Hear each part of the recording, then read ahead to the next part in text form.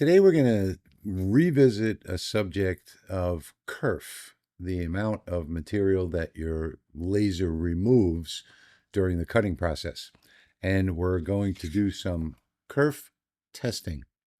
So we're going to do this for free. I'm going to take you over to a website where you can download a template right away for free and bring it into your laser software and cut out a kerf test so that you can find the perfect kerf for your laser. So let's get started. Okay, so I'm going to jump over to my favorite website now, which is Cuttle. And this has all types of pre-designed projects for you. And over here on the templates, we're going to use the right arrow and we're going to go to this one right here, Tools and Testers. And in the Tools and Testers, we're going to look for the finger joint kerf tester. And this is free, so you don't have to worry about it. And we'll come down here to the settings, and I'm going to open the advanced. I'm going to change these from inches to millimeters so that this displays millimeters. I'm also going to change all of these as well, just because I operate in millimeters, so it makes it a little bit easier for me to understand. Okay, so our material thickness is exactly 3 millimeters, so I'll put that in there. The tab width, I think I'm going to use 8 millimeter tabs.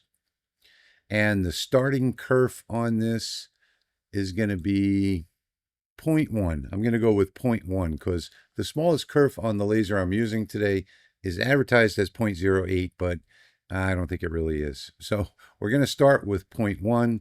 We're going to make this 3 inches. So we'll just say 75 millimeters.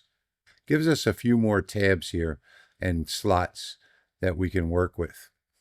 And the increment over here, maybe I'll change the increment to, let's change it to 0.05 instead.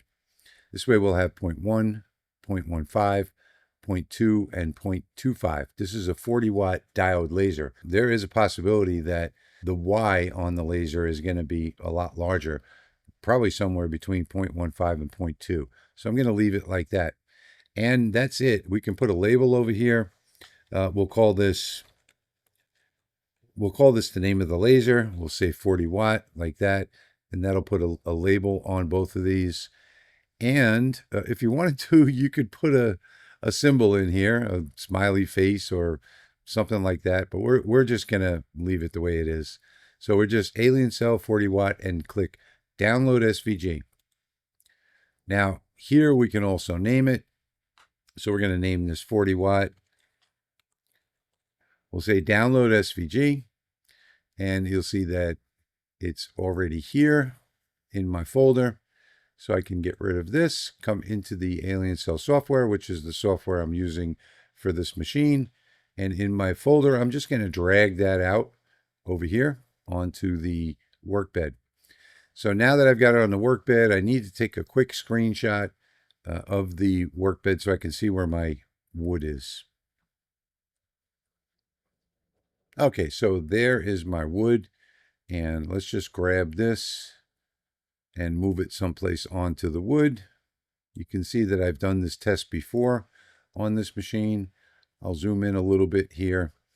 And right now, this entire project is set to engrave. So I'm going to ungroup this because there is 2 layers here. So I'm going to click ungroup, and now I'll just select this layer and hold shift and select this layer and put those on cut instead. So now I've got my cut and I've got my engrave layers.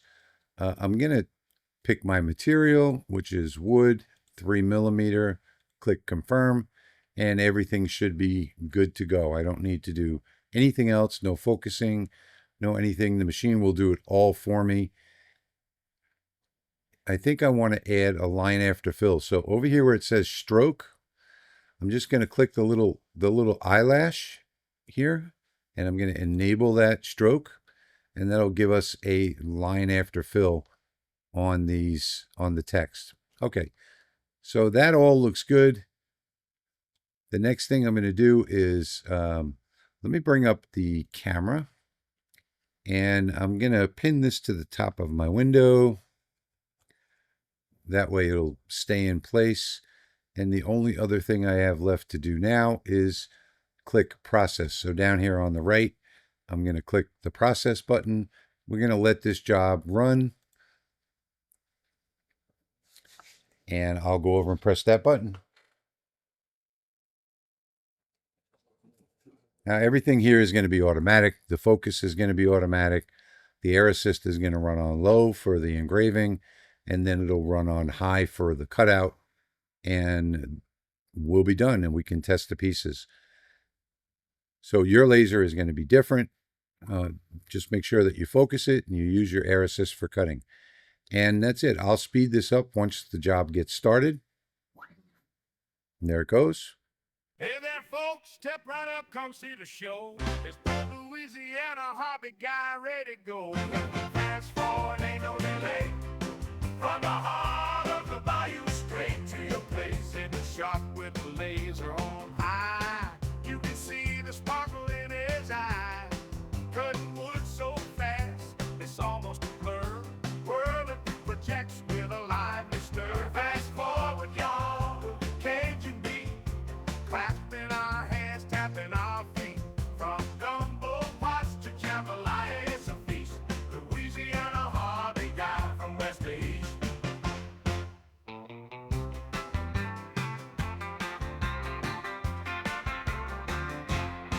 Gardens growing faster than a crawfish stew. Okay, and it's finished the job. And I'll show you a quick timer over here. Process complete in 3 minutes and 12 seconds. Let's see what we get. All right, so I messed up on the settings for the print for the engrave. Made it a little bit too light, so I hand wrote those in there. And we're going to start with the 0.15. So find both sides that match 0.15, and then take and slide them into each other. And if you get a good tight fit where it doesn't fall out, that's probably the number. So that's a little bit loose. So I'm going to do 0.2.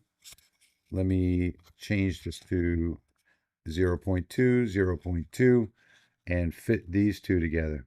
And there I've got a nice tight fit at 0.2. So perfect fit, 0.2, which was what I was thinking it should be. I did this test once before, and I actually changed the increments. 0.215 was the absolute perfect kerf for me. So if you don't want to use glue, you can force it together at 0.215 was the final kerf that I wound up with on my second test. So that's just how easy it is to do a kerf test. Just remember that once you've done this on a pliable material like wood, if you pull this apart, okay, I've got that really tight. The next time you put it together, it's going to go together much easier, and you're not going to get a real accurate reading anymore. Maybe 2 or 3 times you can push these together, but every time you do, you're going to compress the wood just a little bit. So it might be slightly off after a couple of tries, but it shouldn't take you more than 2 tries to make sure that you've got the right kerf. So I know now on my 40 watt, 0.215 is my perfect kerf. I like this. I'm not going to go by what any manufacturer says. I'm going to run the kerf test. Now, I did do a simple line test on this machine and put it under the microscope, and that line actually was 0.15. But for some reason, when you really want to have good tight slots and tabs, you want to do a kerf test. So I made this video because there were quite a few people that were confused by the kerf test that I did last year or the year before. And this makes it really simple. Run over to Cuttle, download the free file, get that for yourself, and do your own kerf testing. And start by going to the manufacturer's website and find out what their specifications for your laser is for the kerf. And that's your starting point. And then just do a few increments up from there. And when you get your tester, you'll know exactly what the kerf test is. And remember that you have to do a kerf test for every type of material.